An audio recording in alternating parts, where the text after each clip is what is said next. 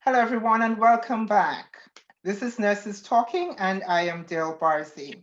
Just a quick reminder, if you like what you see on this channel, subscribe, leave us a comment, leave us a like. We'd appreciate it. Thank you. My guest today is Shonda Bailey-Christian. She's a registered nurse. Her current niche is clinical nurse reviewer, but she has done a whole lot. So welcome, Shonda. Thank you. How are you today? I'm doing well, thank you. All right. And I'd like to really thank you for agreeing to speak with me. I do appreciate your time. Absolutely. Thank you for having me. So the first thing I want to know is why did you become a nurse? I was inspired by my grandmother who I nursed back to health at a very young age. I was around 10 or 11, and she was bedridden for a while. And I spent my summer taking care of her, Yeah, turning her, rubbing her feet, putting her on yeah. the bedpan. And she would always tell me, "Oh, you're going to be a great nurse one day. You're going to be a great nurse one day." And so that kind of stuck with me, Hmm. and she Hmm. was my inspiration. Awesome, awesome, awesome. Did she ever see you become a nurse? No, she passed away a couple of years later when I was 13. Yeah, I'm sure she's gratified though. She Yes. pointed you in this direction. So, you became a nurse. You became a practical nurse, I understand. Yes. Okay. So what was required for you to enter LPN school? Okay, here in Florida, LPN is just a technical degree. Uh-huh. So I didn't have to have any college credits. They Okay. give you what's called a TABE test, which is just competency to make sure that you're on a 12th grade level. Okay. And the LPN program that I attended was a 1 year Hmm. technical degree. Okay. Okay. And then you moved on into the an RN program. Yes. Yeah. So how you transitioned from LPN to RN? Well, I became an LPN in 2005, and I didn't Mhm. actually transition to an RN until 2013. Okay. I was an LPN for several years, and I went to an LPN to RN bridge program where they take your LPN knowledge and experience and Hmm. they give you a certain number of credits toward your RN degree. Okay. So it Okay. reduces the total number of classes that you have to take. Yeah. Yeah. Yeah. Yeah. Okay. So the counted your experience. Yes. Awesome. And so now I see that you've done quite a bit in many different areas of nursing. You want to tell me about some of them? Yes, I actually started out in mother baby. Uh-huh. I've worked in med surge. I've worked in neuro PCU, which is like a step down unit from ICU. Yeah. I've done corrections, which is like working at jails or prisons. I've done immunizations, which is with the health department, public health. Yeah. Yeah. I have done home health. Um, I have done emergency room, and now utilization management. You've just dipped your foot in every little thing, huh? Oh yeah. That's what we do. So tell me about utilization management, because it's not something that um, necessarily the general public associates with nursing. So tell us Right. about it. Exactly. Funny you should mention that. Someone asked me today, when I told her I was a registered nurse, and she says, "Oh, what hospital?" I And I said, know. "I work from home." Uh-huh. And she says, "How are you a nurse working from home?" Mm-hmm. I said, "I Yeah, got lucky." a lot of people don't understand that you can't do that. Exactly. So, Mm-hmm. and I guess a lot of people don't know that, but Mm-hmm. in utilization management, we do it's pretty much what's called cost containment, where we audit medical records Yeah. from inpatient hospital admissions Yes. for medical necessity. For example, let's say you have a toothache Yeah. and you go to the emergency room and they admit you to the hospital for 2 days just to give you IV antibiotics. Yes. Was that really necessary, or could that have been done on an outpatient basis? So we pretty much look at the medical record to see um, if that admission could have been or if the treatment could have been performed at a lower level of care. Wonderful. Mm-hmm. Mm-hmm. Right. Mm-hmm. So that's what we do. And there are departments within my company that look at other things like fraud, waste, and abuse. You know, Radiology is one of the most expensive things you can do when you go to the hospital. So we have departments who look at, those things, like if you go into the emergency room with foot pain, Yes. why are we doing a CT on the head? Things of that Exactly. nature. Yeah. So, at what point, though, do you get into this? Is this after the fact? Yes, because most companies who require utilization review nurses require a certain number of years of clinical experience. A lot of them want critical care experience, for instance, emergency room or ICU, and at bare minimum, like a PCU. But they want critical care experience as well, because most people go to the hospital and they're admitted through the emergency room. So they want that emergency room experience. Luckily, I was able to find a company that just accepted my experience without having prior utilization management experience. Yeah. And there are some out there who will, because they train you anyway. Anyway. As long as you have the clinical experience and the education requirements, they will usually give you an opportunity and they'll train you. So I'd like to, the actual question I was asking, I'd like to come back to, but you mentioned the educational requirements. What educational requirements do they want? Bachelor's in nursing. The bachelor's in nursing, Yes. and the experience to go with it. Yes. Okay. So actually, when I asked you, where did you come in? What I was actually asking is, in terms of the patient's plan of care, at what point are you part of that plan of care? Is it after the person has gone? Is it, if supposedly, suppose you have someone who has been, admitted for a longer term than a couple of days. They're in the hospital 2 weeks. Right? Is there any point where you are part of that plan of care and you're reviewing records prior to them going home? No, that's more similar to case management, which is not what I do. Okay. I don't do case management. So the medical records that we audit are anywhere from 6 months to 5 years old. So sometimes I could review a claim where a person was admitted to the hospital in 2015. So basically, and usually these patients are either uninsured or they're on a state provided program, like a Medicaid or maybe federally funded with Medicare. The majority of them are uninsured. And so what happens is, when my company is contracted, we will go to this hospital facility and say, okay, we need, I'm just going to throw a number out there. We need these 1,500 records. You have 30 days to get them to us. Yeah. So their medical records department will pull all of those files. They have to send them to us. We then scan them into our system, and then the nurses will review them. We look at the reason for the admission, the discharge diagnosis, because sometimes they'll come in with one thing and be discharged with something else. Yes. And then we'll look at right. So we look at the entire treatment plan, and then we have certain criteria that we use where we will determine, okay, yes, this was medically necessary. This should have been an inpatient admission, or no, this was not medically necessary. This could have been performed on an outpatient basis. So like the example I gave you earlier with the toothache. It is not necessary to be admitted inpatient for IV antibiotics. IV antibiotics can be performed by a home health nurse. Yes.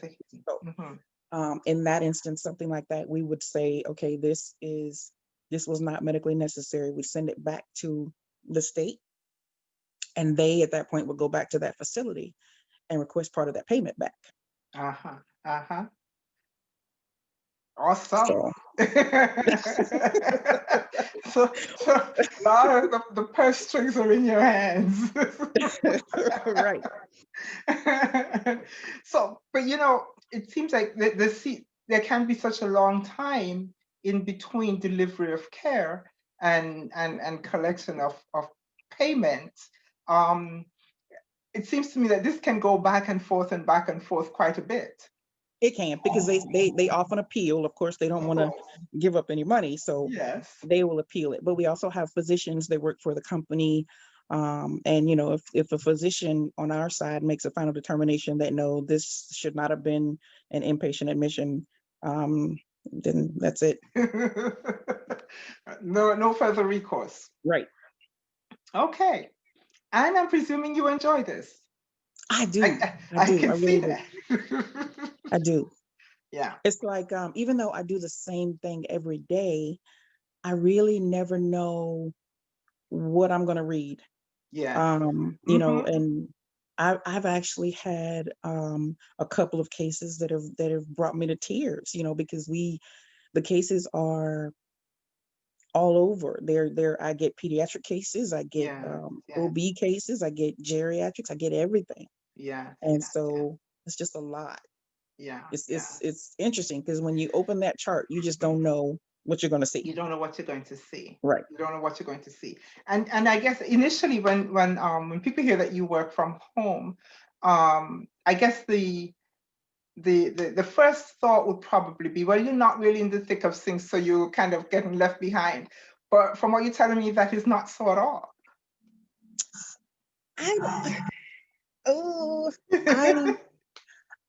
I will say at times I do feel that way because there are, medicine advances all the time, and there are changes in technology, and there are new medications out there, and sometimes you see things that you weren't aware of or you never heard of, and it's like, oh, what is this?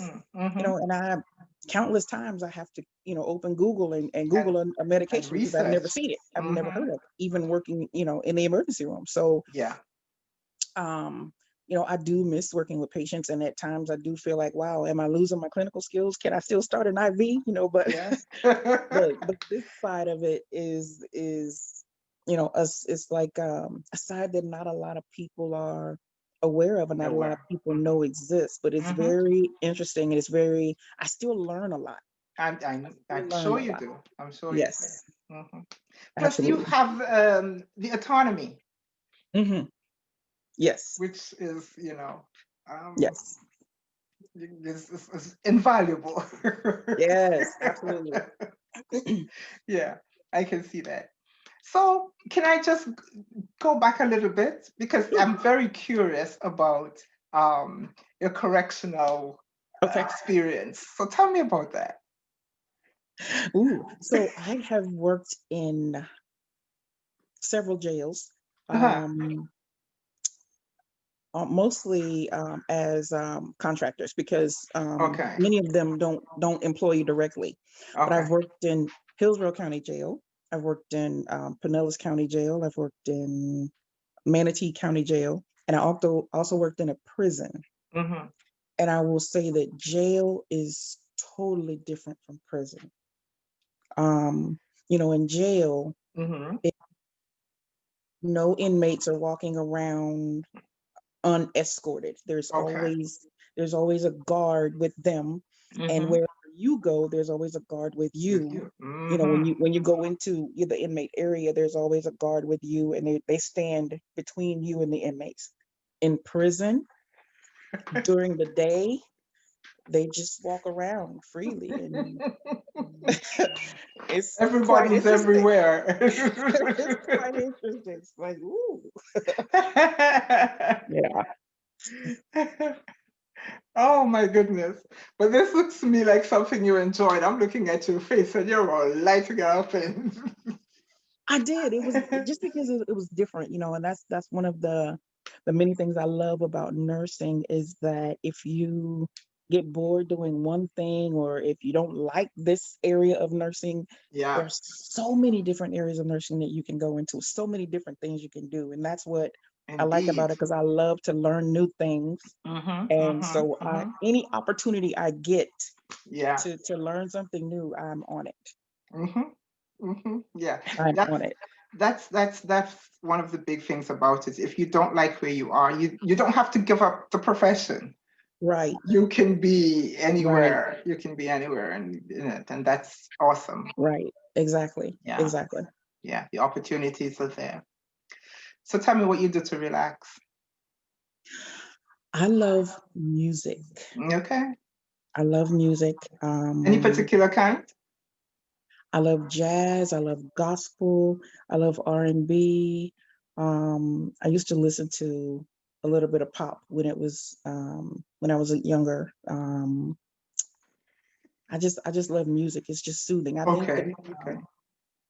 I don't like a lot of the hardcore rap with the Mhm, profanity and mhm, all that mhm, stuff. mhm, mhm, But I just believe there's always, no matter what you're going through in life, there's always a song that mhm, there's a message in a song, and that's what I do. I just put my headphones on and I just mhm. escape in my mind. I like to light aromatherapy candles.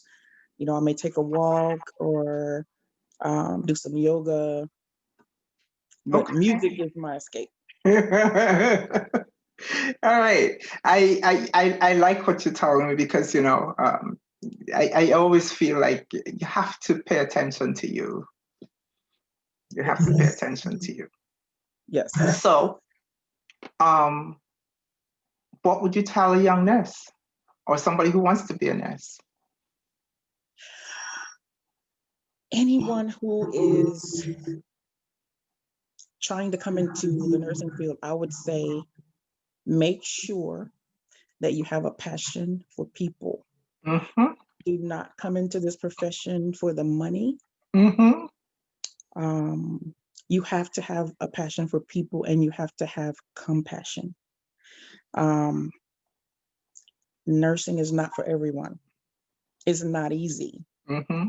Mm-hmm. but if you have that passion, you know, you'll love it. You'll Yeah. absolutely love it. Yeah. Yeah. Yeah. The rewards are far outweigh. Yes. Um, Yes. yeah. If you have that. Absolutely. Yeah. Yeah. And so my follow-up question to you though, since we're talking about people in nursing, um, what if someone who is, been a nurse for the last 10 years and said, I'm done?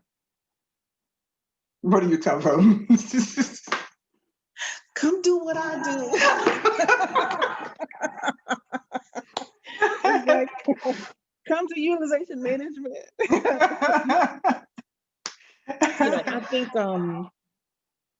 I think in the patient care environment it's so easy Mhm. to get burned out Yeah, very quickly. yes. And so it just depends on the person, but I experienced that myself. Yeah, And it was the very last position that I had in patient care, which was in the emergency room. And I thought, wow, there's got to be a better way. I love my patients. I love what I'm doing, but there are days I just wake up and say, I do not want to do this anymore. yeah. And I Mhm. felt like I was losing my You passion. And I'm you're like, losing no, you. yeah, Mhm. this is not it. This is not Mhm. it. And so I started looking and I got the job in utilization management. And it's the best thing because I'm still nursing. You're still nursing. You know, Hmm. and I even for some crazy reason decided to enroll in school again and pursue my master's degree as a family nurse practitioner. So There's nothing crazy about it. I'm thinking, every time I say I'm done, I go enroll again. And I don't know, at my age, I don't know if I should still be doing, Age you has know, nothing to do with it. Energy, uh, desire, all of those things are what have to do with it. yeah, Age, I know. yeah, but Yeah, here is the thing though. Truly, as nurses, we're never done. that's true. That's true. That's true. Yeah. Even if you're not working as a nurse, you have I have family that'll call me, hey, I have this problem and this hurts and I'm like, I can't diagnose. I can tell you, yes, you need to go to the emergency room or, Hmm, hmm, tell you hmm. maybe you should try this or try that. But, so soon I will be able to diagnose, but I'll have to charge you a small fee. Fee.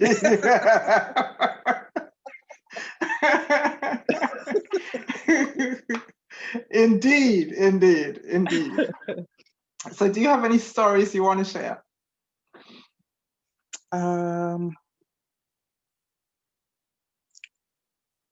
Gosh, there's so many. I Um, know. It's always hard to pick one. Not really a nursing story. I'll tell you about a work experience since we're Mm-hmm. talking about, people in nursing and Yeah. aspiring to become nurses. Mm. I would say of everything I've done, the best experience was working at the health department with Miss Margaret, and she was our program manager. So she was the big boss, and Okay. Mm-hmm. um, Miss Ruth was the supervisor under her. And Miss Ruth is actually who inspired me to become an RN. She was just the type who would come in and say something, and by the time you turn around to respond, she's gone. So she walked in the room one day, and she says, "Shonda, I need to tell you something." Mm-hmm. I said, "Okay." And she says, "I joined the drop, which means I will retire in 5 years.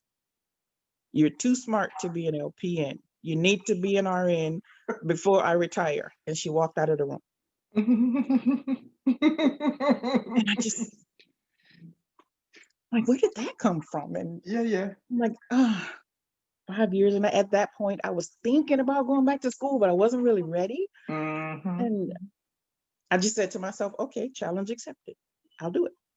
And I did it. I graduated before she retired. And I made it a point to take my NCLEX before graduation so that when I walked across the stage, they would Yeah. have to say Shonda Bailey, registered nurse. Registered nurse. Yes.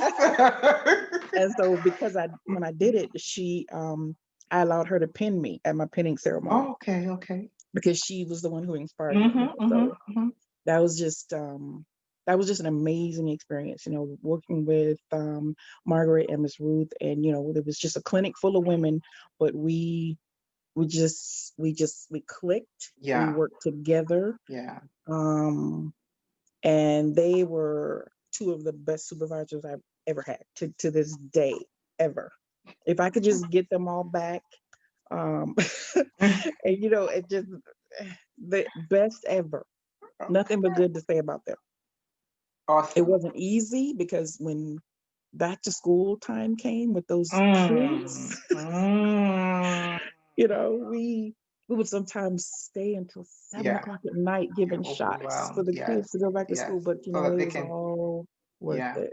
yeah, yeah. Yeah, it was all worth it. So that's the one of my stories. And one of my hospital stories was